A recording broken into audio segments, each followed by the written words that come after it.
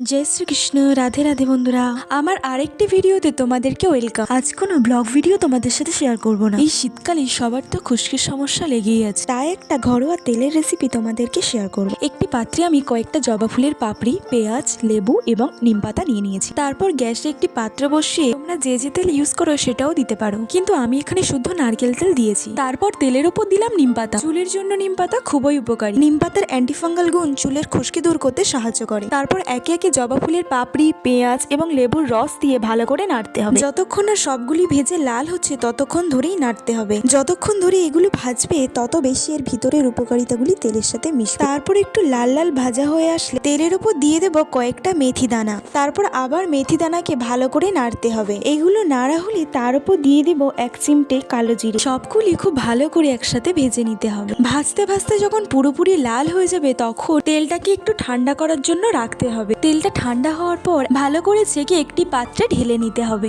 আমি এখানে কাঁচের পাত্র ব্যবহার করেছি, কারণ শীতকালে তেল জমে যাওয়ার ভয় থাকে। আর তেল যদি জমেও যায় এটা আমি ইজিলি বার করে মাখতে পারবো। আর কাঁচের পাত্রে থাকলে তেলটা নষ্টও হবে না, অনেকদিন ব্যবহার করা যাবে। আমার ভেষজ তেলের রেসিপিটা কেমন লাগলো তোমাদের আমাকে অবশ্যই জানিও। রাধে রাধে।